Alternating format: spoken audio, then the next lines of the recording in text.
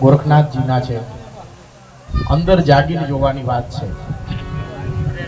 અંચળા બી ધોયા રામા અને સંચળા બી ધોયા. અંચળા એટલે આ બધું પહેરણ, ઈ સંચળા એટલે શરીર. અંચળા બી ધોયા રામા, મેં તો સંચળા બી ધોયા, પણ જગલબ અપના ઘટડા ન ધોયા. મેરે લાલ લાલ મેરે દિલ में સંતો, મને લાગી વૈરાગી રામા, જોયું મેં તો જાગી. જાગીને જોવાની વાત છે. દ્રઢ નિશ્ચય, દ્રઢ વિશ્વાસ, જેની શ્રદ્ધા મોટી એનો ઈશ્વર એટલો મોટો. જેની જેવી શ્રદ્ધા એવો એને ભગવાન મળે, એટલું એનું કામ કરે.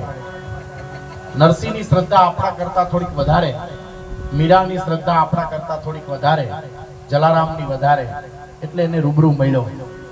કહેવાનો અર્થ આટલો જ છે, જેટલી જેની શ્રદ્ધા મોટી એટલો એનો ઠાકર મોટો. આ સમજાય તો ભજન સમજાય. અને એના સુધી પહોંચવા માટેનું કોઈ માધ્યમ હોય તો કેવળ અને કેવળ સંત.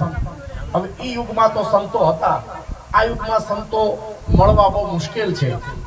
પણ આ યુગમાં ગૃહસ્થાશ્રમમાં એવા કેટલાય સત્પુરુષો છે કે એના સાનિધ્યમાં આપણે જઈ શકીએ. ભલે પછી સંસારી હોય, સંન્યાસી જ મળે એવું હોતું નથી, સંસારી પણ હોઈ શકે. પણ એ સંસારી તો સંસારી, એના સાનિધ્યમાં વયા જઈએ એટલે આપણને મળે હરિ. અને હરિ મળે એટલે તો એના વચનથી આવે. વચનની વાત બહુ મોટી છે. લોધિકાના દરબાર જી બાપુ અને આપા વિહામણનો બહુ મોટો ભગત. આપા વિહામણ બાપુ પાળિયાદનો ઠાકર ગણાય, રામાપીરનો અવતાર ગણાય. એની એને ત્રાદશ ભૂમિકા અને એનું દર્શન કરાવ્યું હોય તો આપા દાના ચલાળા વાળાએ. એટલે લોધિકાના દરબાર એક દી આવ્યા દાન બાપુ પાસે. જોતા પછી દાન બાપુ બંધ કરો ની ઘડી કવે, બીજું બધું તો કાઈ વાંધો નહીં, પણ મારે શેર માટીની ખોટ છે. એટલે એને કીધું તું પાળિયાદ વાળા ઠાકર વિહામણના ચરણે વિયો જા, પારણા બંધાવે છે. પણ દરબાર હું તમને દીકરો દઉં ખરો, પણ ભાગ્યમાં નથી હો. પણ તમે આ ધા નાખી છે ઠાકર હાટું, તો દીકરો તો દીએ ઠાકર મારો રામાપીર, પણ ભાગ્યમાં નથી. એવું 3 વાર કીધું, પણ દરબાર જીડે ચડેલા બાપુ બીજું કાંઈ નહીં. આ મારે આટલો મોટો ગામ ગરાસ, હું આટલો મોટો ભાયાતી, પણ મારે સંતાન નહીં. એટલે મને તો ઠીક, પણ ઠકરાણા ને ઘરે બહુ મેળા મારે છે.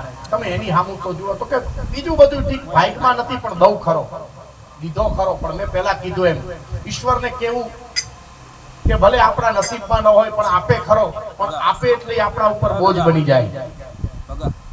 એને દીકરો આપ્યો, હઠ કરીને દીકરો લીધો તો એટલે હઠીસી જ નામ પાડ્યું. દરબારને ઘરે દીકરો, પણ દીકરો કેવો, ઉડતા પંખી પાડે એવો દીકરો, ફેફાટ. આવો તો નહોતો જોતો એવું એને થયું. કિશોર અવસ્થા વટી ગયો એટલે એને કીધું કે આ ઠાકરે દીધો, પણ આવો તોફાની મારે નથી જોતો. પણ ધીમે ધીમે ધીમે ધીમે એની વૃત્તિઓ વધતી ગઈ, વધતી ગઈ, વધતી ગઈ. શિકારે ચડી ગયો, ઘરની અંદર લાવી અને પરમાટી માંડ્યો રાંધવા.